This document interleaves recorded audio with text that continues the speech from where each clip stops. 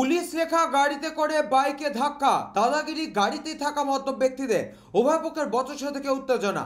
Picnic সেরে ফেরার পথে গতকাল রাত 10টা নাগাদ কলকাতা পুলিশ লেখা একটি গাড়ি নরেন্দ্রপুর গঙ্গাজোয়ারা এলাকায় একটি বাইকে ধাক্কা মারে। প্রতিবাদ করলে গাড়ির মধ্যে থাকা মদ্যপ ব্যক্তিরা নেমে লাঠি দিয়ে প্রতিবাদী মহিলা ও পুরুষদের মারধর করে বলে অভিযোগ।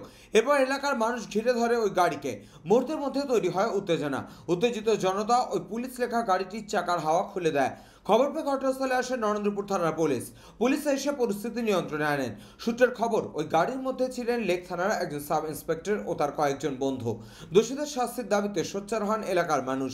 দোষীরা উপযুক্ত শাস্তি পাবে এই আশ্বাস দিয়ে পুলিশ তদন্ত শুরু করেছেন পুরো ঘটনার। দক্ষিণ চব্বিশ পরগনা থেকে বাবলু প্রামাণিকের রিপোর্ট, চ্যানেল 24/7। হয়েছিল, তোমরা কতটা আতঙ্কিত এই যে ঘটনা ঘটলো? আতঙ্কটা আমরা সবাই সবার বাড়িতেই ছিলাম। এবারে এই পুরো ঘটনাটা এটাই আতঙ্ক থেকে ওরা বড় আমরা সবাই কলকাতা পুলিশ আমরা রাতবেলা এসে মেয়েদেরকে তুলে নিয়ে যাবে। আমরা ঠেকাতে গেছি, আমাদের উপর মানে এই তো পায়ে এই অবস্থা করে দিয়েছে। আমাদের বাড়ির লোককে আমরা ঠেকাবো না? আর সবচেয়ে বড় কথা ড্রিম করেছিল ওরা।